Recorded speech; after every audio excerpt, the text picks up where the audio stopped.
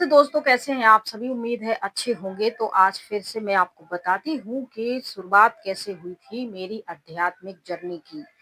तो मेरे चाचा-चाची थे, वो सबसे पहले यहाँ आते हैं और एक्चुअली वो घर से मंदिर जाया करते थे। शिव मंदिर था और उनके पास किराना का बहुत बड़ा स्टोर था, दुकान थी और हमारे यहाँ घर मकान ज़मीन वगैरह भी थी। तो इस तरीके से वो शाम को अपना दुकान बंद करके 8-9 बजे के बीच में शाम को रोज शिव मंदिर जाते थे दर्शन करने के लिए।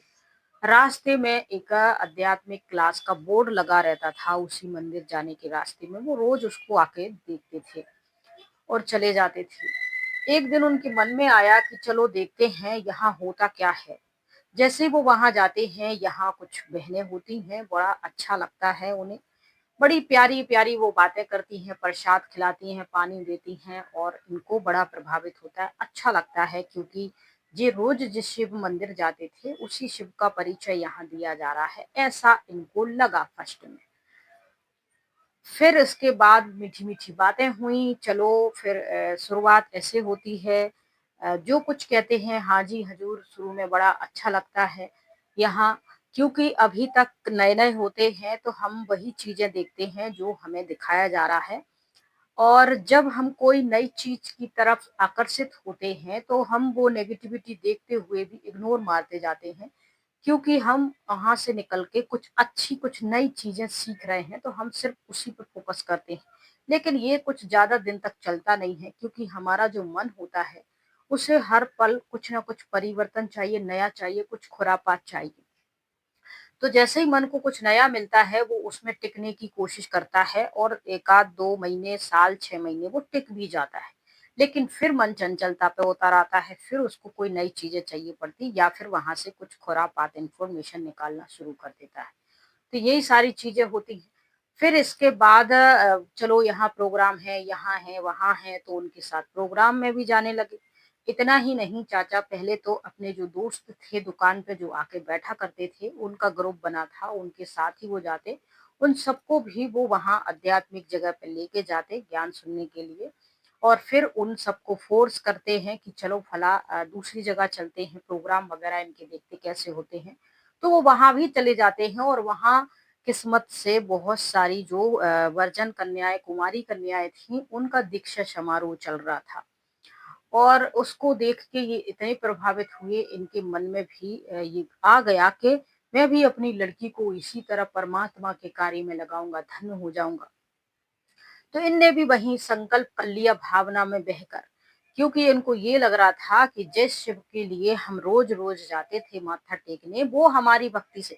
इस पॉइंट को आप नोट कीजिए कि जहाँ शिव मंदिर में मैं रोज-रोज जाता था माथा टेकने के लिए, उन शिव ने मेरी भक्ति को स्वीकार कर लिया, मुझे चुन लिया है, मुझे अपना लिया है और उन्होंने ही मुझे ये डायरेक्शन दिया है कि आप भी अपनी बच्ची को मेरे यज्ञ में समर्पित कर दो, दान कर दो। तो ऐसी इनने भावना में बह के ये संकल्प कर लिया है।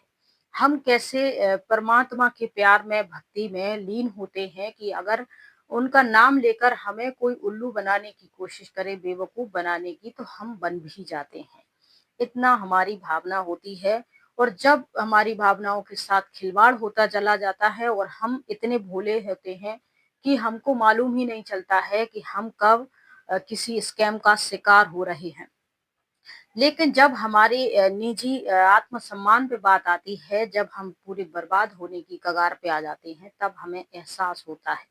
उस समय हम कर भी क्या सकते हैं, लोगों को जागरूक करने के अलावा। कुछ लोग होते हैं जो चुपचाप बैठ जाते हैं जगहसाई की वजह से और कुछ लोग होते हैं जो बताते हैं दुनिया समाज को और उन्हीं की वाक़ई जगहसाई भी होती है। बहुत से लोग मानते नहीं हैं और बहुत से टॉन्ट मारते हैं कि तुम्हें ज़रूरत क्या थी? तुम सीधे रास्ते आ रहे जा रहे थे मंदिर, आते-जाते रहते, वहाँ जाने की ज़रूरत क्या थी? फँसने की ज़रूरत क्या थी?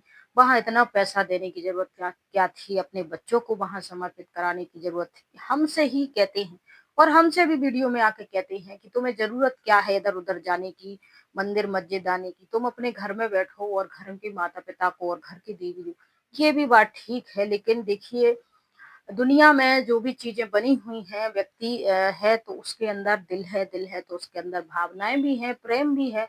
हम इंसान हैं और एक सामाजिक प्राणी होने के नाते समाज में हो रही गतिविधियों में भी हम कभी-कभी पार्टिसिपेट कर लेते हैं।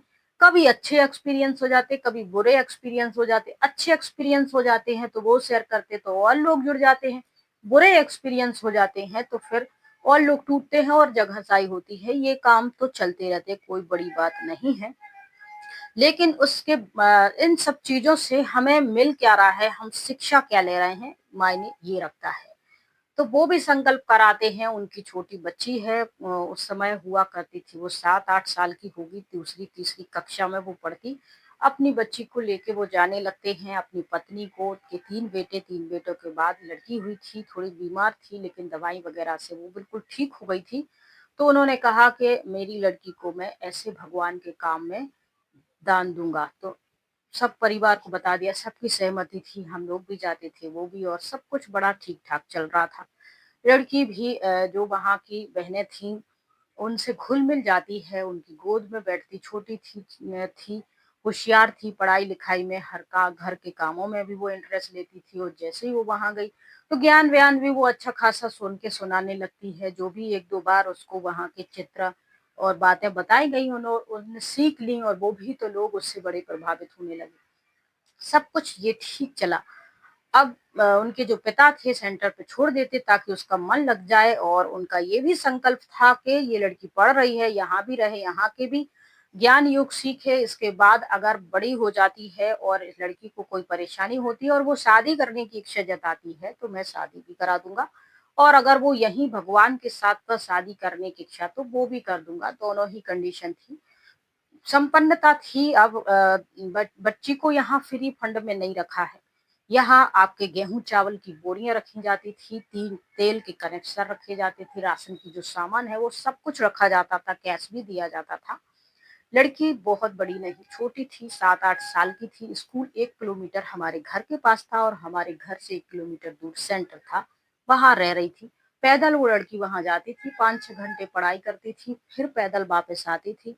खाना-वाना, चाय कुछ खाया तो खाया, नहीं तो इतनी छोटी-सी बच्ची से ये लोग कपड़े धुलवाते थे, झाड़ू-पोछा करवाते थे, बर्तन करवाते थे और क्लास भी करवाते थे, और ये छोटी-सी नन्ही जान है, पढ़ाई भी करती थी। और इसमें लॉजिक क्या दिया जाता है, यज्ञ सेवा, भगवान के घर की सेवा, अलौकिक सेवा, दैवी सेवा, इन सबको करने से स्वच्छ शरीर मिलेगा और प्रारब्ध मिलेगी, तुम यहाँ काम कर लोगे तो वहाँ तुम राजा बन जाओगे। कितनी बेवकूफ़ी वाली पागलपंती की बातें हैं कि जब तुम यहाँ से खत्म हो जाओगे, ये नष्ट हो जाओगे, तब दोबारा दूसरा अगला जन्म देवकुल में होगा। यहाँ की सुख शांति तुम मज़े मार रहे हो, हैं? छोटे-छोटे बच्चों से तुम ऐसे काम करवा रहे हो। यहाँ तक ठीक था, छोटी लड़की थी, कितना बर्दाश्त करती, 1 महीना हो गया, 2 महीना, और फिर लड़की की तबीयत बिगड़ जाती है। धीरे-धीरे वो इतनी उसकी तबीयत बिगड़ती है कि वो बेचारी, उसको उल्टी दस्त होने लगते हैं और तबीयत ऐसी खराब होती है। अब इनको लगता है कि कहीं बच्ची के साथ कुछ अनहोनी ना हो जाए, तो फिर ये खुद से नहीं जाती उसे छोड़ने के लिए। ऐसे ही कोई क्लास करने वाला उसकी गाड़ी पे बिठाती और छोड़ती। कितना रिस्क होता है आज के समय में। उस समय लड़कियाँ हो, महिलाएँ हो, बच्चियाँ हो, हमेशा उनका रिस्क होता ही है। आप किसी के भी साथ गाड़ी पे बिठा के उसको घर भेज दे रहे हो, वो घर ना ले जाके कहीं और ले जाए, तुम्हें क्या, किसी की लड़की। तुमने बिठा दिया, छोड़ आओ। अब वो गाड़ी पे बिठा के उसको, अब उसने देखा होगा घर, इसीलिए लेके जाता है, छोड़ देता है। और फिर वहाँ बीमार थी, उन्होंने हॉस्पिटल लेके गए, इलाज करवाया, बाटला वगैरह लगवाया, सब ठीक-ठाक करा। गुस्सा तो बहुत आया पहली बार में ही कि हम अपनी बच्ची को छोड़ के आए, बीमार घर पटक आए। पहली बार उनका माथा ठनका, पहली बार में ही उनकी आँखें खुल गईं, लेकिन भावना थोड़ी इतनी गहरी थी कि पहली दूसरी गलती को माफ कर दिया और फिर से छोड़ दिया। जब 2 से 3 बार उन्होंने ऐसा किया, बीमार हो गई, जो जो स्वस्थ हुई सो उससे पूरा काम करवाया, ऐसे एक बड़े व्यक्ति की तरह, और जब वो तो घर वापस रख दिया। ऐसे करके 2 से 3 बार हुआ, उनका माथा खनका, उन्होंने बेटी को घर में बिठा लिया, फिर जाने नहीं दिया। अब बहुत से लोग यहाँ आ जाएँगे ये कहने के लिए कि इतनी छोटी बच्ची को ऐसे छोड़, एक तो देखिए महिलाएँ रहती हैं, उनका व्यवहार इतना रहता है कि लोग ये कहते हैं, एक बार भगवान में संशय कर लेते हैं, लेकिन इन बहनों पे संशय नहीं करेंगे। हमें इन पे इतना विश्वास जब रहता है और जब ये विश्वास टूटता है तो व्यक्ति कुछ कहने सुनने के लायक ही नहीं बचता है। वो बहुत दिन तक 2-3 साल तक तो अफ़सोस मनाता रहता है, उबर नहीं पाता है कि वो किससे क्या कहे। लेकिन कुछ हम जैसे रहते हैं सन की शोल्डर से, तो वो कह देते हैं। भले हमारे बारे में दुनिया जो भी ओपिनियन रखे वो मुझे नहीं पता। मैं अपने रियल फेस के साथ, रियल आइडेंटिटी के साथ, रियल वीडियो में जो भी है बता देती हूँ। और कुछ पालतू पिल्ले होते हैं, वो साड़ी के पल्लू के पीछे से छुपकर, फेक नंबर लेकर, फेक आइडेंटिटी बनाकर, फेक आके उल्टी-सीधी कमेंट करती हैं। इन इन पिल्लों में इतनी भी अक्ल नहीं है, इतनी भी शक्ति नहीं है, इतनी भी एनर्जी नहीं है कि ये अपनी खुद की ओरिजिनल आइडेंटिटी से सामने आके बात करें या फिर मेरी बात को काटने की हिम्मत रखें। तो ये ऐसे पालतू हो जाते हैं, फेंके हुए टुकड़ों पे ये पलते रहते हैं और उनके पल्लू के पीछे से भौंकते रहते हैं। इनका ये काम रहता है। तो ये सारी चीज़ें थी, फिर उनकी आँखें खुल जाती हैं, अपनी बच्ची को घर में लेते हैं, पढ़ाई-लिखाई करवाते हैं। बहुत अच्छी आज वो लड़की पढ़ लिख कर अपनी घर गृहस्थी जीवन जी रही है और खुश है और सब तरीके से संपन्नता। तो इस तरीके से विश्वास, इनको ये नहीं लगता है कि चलो कोई पार्टी फँस गई है तो उसको बनाए रखें। ये भी बेवकूफ़ी कर देते हैं, ज़्यादा लालच के चक्कर में कोई ना कोई गलती। अब यहाँ तुम्हारा यज्ञ, जैसे तुम यज्ञ के नाम से, भगवान के नाम से, सेवा के नाम से ले रही थी पैसे कि तुम्हारी लड़की यहाँ रहेगी, खाएगी, पिएगी, कपड़े पहनेगी, तो उसका तो आप ले रही थी उसका। तो भई 100-200 रुपए दवाई का भी ले लेती, हैं? जब ईश्वर के नाम पे, तो ईश्वर खुद तो नहीं आके उस बच्ची की ना हाथ-पाँव दबाएगा, उसके कपड़े बदलेगा, खाना खिलाएगा। उन्होंने तुम्हें बनाया है उसके लिए निमित्त, तो फिर तुम करोगे ना। सेंटर के रहने वाले कोई लड़का-लड़की है, बीमार है, तो उनकी रेख-देख तुम्हें करनी चाहिए, हैं? फिर तुम्हारा अलौकिक अलौकिक परिवार, जो तुम बड़ा रियल परिवार है, इसी के साथ 21 जन्म। अरे भगवान क्यों कहेगा 21 जन्म? भगवान को क्या पड़ी है जो वो बैठ के हिसाब किताब लगाएगा कि 5000 वर्ष और ये वर्ष वो वर्ष। कौन से ऐसे बैठ के ईश्वर ये सारे गुणा भाग करेगा है कि 5-21 वर्ष की ये मिलेगी तुम्हें, 42 वर्ष की ये, 20 वर्ष की ये, 12 वर्ष की ये, 8 वर्ष की ये, फलाना ढिकाना। ये सारी बातें भगवान करेंगे क्या तुमसे? भगवान तो प्रेम के सागर हैं, हमारे पिता जैसे हैं और वो हम पे बहुत सारा प्यार लौटाते हैं। भाव के भूखे होते हैं, जब ईश्वर की दृष्टि मिलती है, प्यार मिलता है, तो कुछ कहा-सुनी नहीं होती है, कुछ गुणा भाग नहीं होते हैं। बस उनकी एक झलक मिलती है, निःशब्द हो जाते हैं, उनके प्यार में खो जाते हैं, आनंद आता है, ऐसी स्थिति बनती है। ये सब तो कुछ होता-वोता नहीं है, बस लालच दी जाती है तुम्हें भविष्य की। भविष्य भी कैसा? मरने के बाद का, कोई इस जन्म का नहीं है कि भई कोई बीमा हम करवाते हैं तो उनकी भी कुछ पॉलिसी होती है कि 10 साल, 20 साल, 50 साल बाद तुम्हें या तुम्हारी फैमिली को। लेकिन यहाँ ऐसी इनकी अलग पॉलिसी चलती है। लोग कितने अच्छे आसानी से इसमें फँस जाते हैं और वो उन उस चीज़ के लिए सब कुछ करते हैं जो उनकी मृत्यु के बाद का है। उसकी कोई गारंटी नहीं है, कोई प्रमाण नहीं है, कोई ऐसा ऐसा माना नहीं है प्रमाण कि हाँ, हैं, आत्माएँ आ रही हैं, किसकी आत्मा आ रही, क्या बातचीत कर रही है। यहाँ तो जो आत्मा उनके शरीर में आ रही है, अपने मिलने-जुलने वालों का, उनका तो टेस्ट ही बदला हुआ है। उनकी तो जो हॉबीज़ बदली हैं, खाने-पीने सब चीज़ें, ये डिफरेंट ही चल रहा है। कभी झूठा-वूठा किसी का भोग लगवा के देखना, पता चल जाएगा कि सही बोल रहे हैं कि झूठ बोल रहे हैं। इन सारी बातों में आप मत फँसिए और खुश रहिए, स्वस्थ रहिए और हिम्मत है तो अपनी ओरिजिनल आइडेंटिटी के साथ आइए, कमेंट कीजिए, बात कीजिए।